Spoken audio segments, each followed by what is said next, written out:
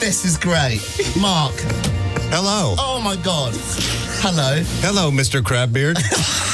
So, Captain Crapbeard is now going to play the blindfold game. Hello. To your left is an empty chair. Empty chair. Now, you will put on the blindfold. Yep. We will then all stand up and get out of our chairs. Yep. And we're moving around, moving around. Don't have the leave the studio game. Rumbled. No. We're not going to do that and never were. Okay, in that case, you have to simply guess which one of us is sat next to you. Okay. Fine. Okay. You put on your blindfold mask. The ostrich pillow.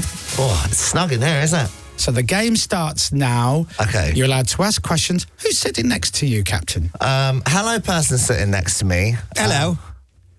Hello. Hello. Oh, whose voice is that? Do you have a lisp? No. Oh, my God, I know who's sitting next to me. I thought it was going to be James Robinson, but I think I know who's sitting next to me. Do you think it's Dom? Hey, Dom, are you a musician? Yes. Oh, my God. Oh, I feel sick. Oh, I know who it is. Sick in a good way. Yeah, in a really good way. At what point do I take this off and do we have a wonderful reveal in the studio? Well, before you take it off, Yeah. who do you think sat next to you? Person next to me, Uh-huh. are you the basis of the best band in the world? Yes. I am. Oh, my God. Hello. This is great. Mark. Hello. Oh, my God. Hello. Hello, Mr. Crapbeard. Who is it, Captain? This is Mark Hoppus of Blink-182. Hi. Mark Hoppus from Blink-182, and we're live on the cameras. Mark. Are you right? First of all, Hi. that was beautiful. What up, Mark? Thanks. Lovely. Secondly, Good morning. Thanks for having me. thank you for Glad to coming be in. here. Lovely to Hi, meet Pippa. you. Hi. Hi. Hi, Mark. Can I just say, I know you're a fan of Blink, and you say they're the greatest band in the world. Yeah. He literally went, hello. I know. I but- know. And you said, do you have a lisp? And you went, no. And you went, oh my God, I know who it is. Yeah. Is my English accent that bad? It's definitely not like ours. Yeah, okay, sorry. Oh, wow. You've had a moment, haven't you? I have. Is this a good surprise? This is the greatest moment ever. Better than the squishy boob thing? Oh, yeah. Not quite as good. Okay, yeah, true. We've been setting this up. It is fun, Mark. We've been setting this up for an hour. I had to hide in the hallway. I had to get snuck in the back. Yeah, I'm sorry. And it's like I go, no. And you're like, oh my God, it's Mark Hoppus from Blink-182. So listen, here's what we'll do. If you fancy it, Chris. Yes, everything. Whilst you get your breath back from sitting next to somebody from your favourite, bestest band in the whole wide world, My heart is racing. You are shaking. I'm going to talk to Mark about his book.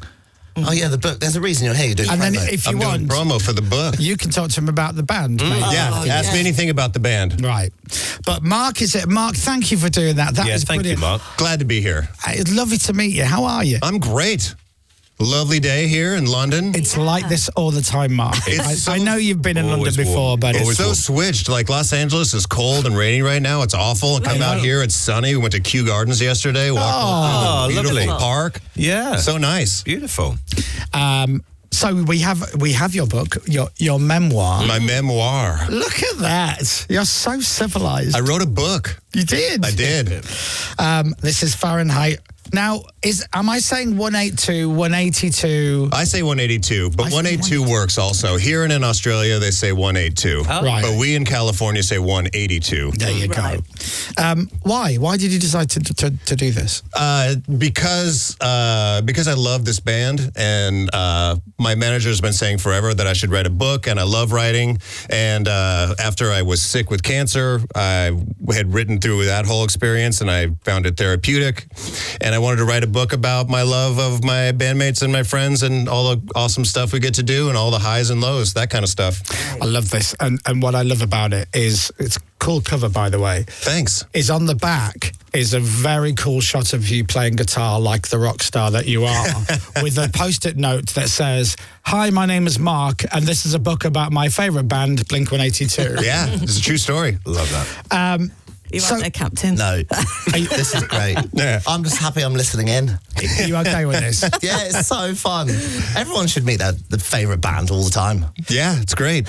It's like, so obviously you mentioned the cancer. When was that diagnosis? That would literally, I think it was 4 years ago today. Oh, wow. I think it was, yeah. It was 2000. Happy anniversary. Thank you, yeah. I think it was 4 years ago today, actually. Jeepers. I was sitting on my couch in the studio and I was playing video games and I was talking with my son who was away at college and I felt a weird thing on my shoulder and 3 days later I was getting ready for chemo. Yeah. Stop that quick. Yeah, that quick. My God. How's the chemo? Vile? Chemo was brutal. It was awful. It was, my form of cancer, my doctor told me the good news is that I had a 60% chance of getting through it and never having to deal with it again. But the bad part was that the chemo is one of the worst that you could undergo. And I had all the stuff. I was sick. My hair fell out. It was bad. I don't recommend it. No. 0 out of 5 stars. Yeah, I've heard it's not the best diet to go on, is it? It's not, lose weight, lose hair, lose everything. But it saved me, so it was all good. Mate, congratulations on getting through it. That's serious. At what age would you have been then, if you don't mind me asking? I was, 49 when I found out? Man, my God. Yeah. And obviously your brain just goes, your mind, thought process just goes into overdrive. It got pretty dark. I mean, this is a morning radio show and everybody's driving to work or whatever. But no, it's fine. Yeah, it was pretty dark. It was awful. And I really thought that I wasn't going to make it. I thought I was on the wrong side of that 60%. And I was mentally preparing for, my family moving on and what my wife was going to do after I was gone and who was going to help raise my son and all that kind of stuff. So, so to be here with you all today and to sit next to Captain Crapbeard is just a dream come true. It really is. God bless you. Yeah. It's very therapeutic writing a book like this. It is. It was really therapeutic for me to write through my cancer and to put it all down. I went and I saw, the odd thing was that I was in a really bad mental place from the pandemic and I had set up an appointment with a therapist to go through like these dark thoughts. And as I walked into my therapist's office, my phone rang and it was my oncologist saying, "You have cancer." And so I sat down and I said, "Oh, I guess I know what we're talking about today." Man, jeepers. It's brilliant. But she said to write, and that really helped me through the whole thing. Like all my darkest thoughts, just get them out, put them on a page. And I didn't think I was going to do anything with it. And then afterwards, I'm like, oh man, I can't pass without telling the story of this band. Yeah. Do you know what's brilliant is, and we've never met before, the fact that this could have been, as you were saying, your leaving gift, but it's not. It's a brilliant thing to have. You're here now with us today, sat next to Captain Crapbeard. Yeah. With your memoir, and you're great. You're fit as a fiddle. You're healthy. You're well. I'm healthy. I'm well. I don't even have to get scanned anymore, touch wood. Right. I had to get scanned every 6 months for years. And, every time you go in, you're like, oh, it's definitely back. Oh, this is definitely coming back bad. But I talked to my oncologist a couple months ago, and I said, well, when do I get scanned again? And he was like, no, you're cool. My oncologist is so chill the whole time about everything. He was like, no, you're fine. He's like, when I was in remission and my first cancer scan came back clear, I was like, well, what do I do now? And he's like, go live your life. Yeah. Well, exactly. It's right. It's absolutely right. As a proper bona fide rock star, it's now you're either going to agree with this or not. I would assume when you sit down to write a book like this, after being in a rock band for so long, there's lots of stories that you've totally forgotten about. Oh yeah, yeah. It was actually really cool, and writing about the band and writing about the highs and the lows, like bringing back all those moments of pure joy and elation, and like selling out Wembley and like doing all this cool stuff. But then also like writing about the hard parts of being in a band and the arguments that we had helped me realize other people's points of view within the band and helps like old grudges and nonsense. So it's good.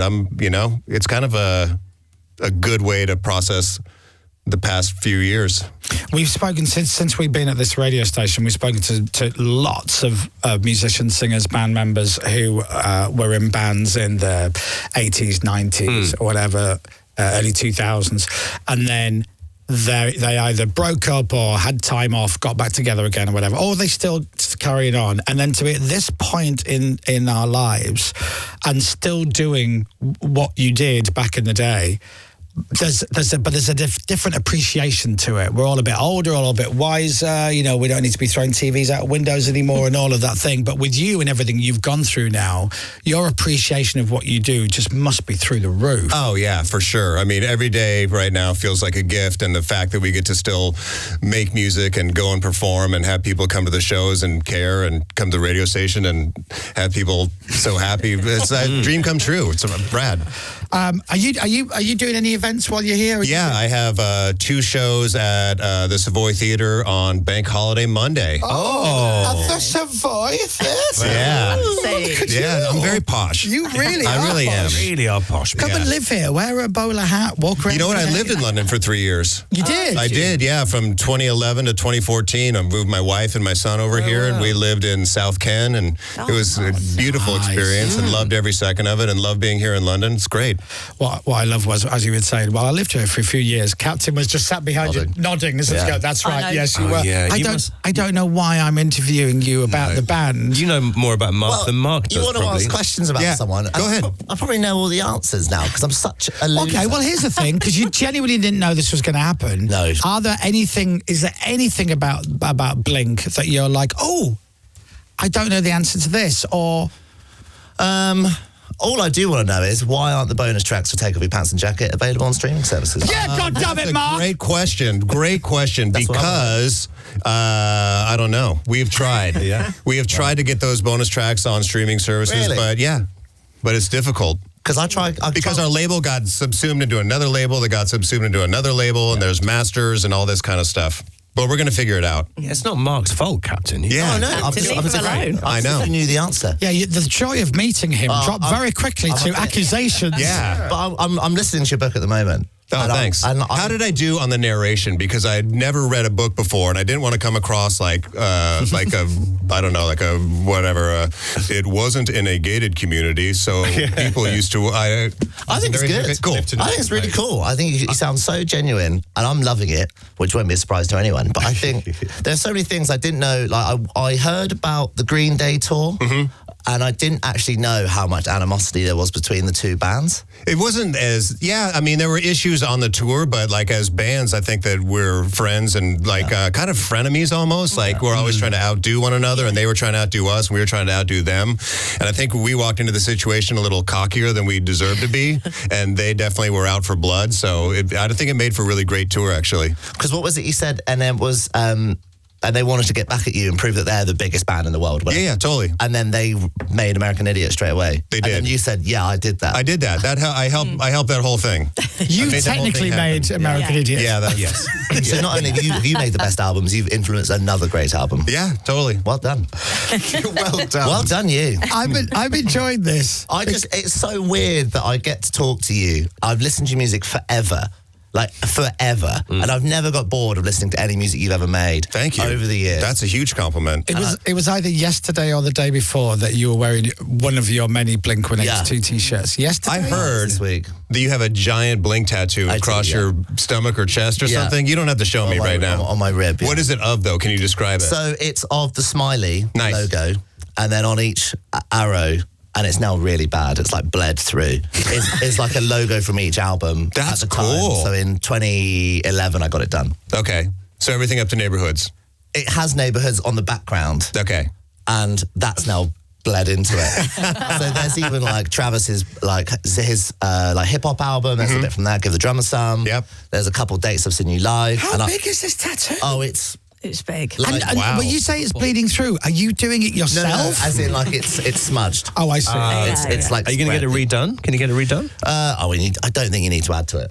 So now if we were to look at it, does it look like a tribute to Blink, or does it just look like some weird birthday? It looks like something like a cookie that was in the oven too long. Yeah. You know, when a cookie before it's baked, Yeah, and then okay. it's now been baked. Yeah. That's I'm now post cook.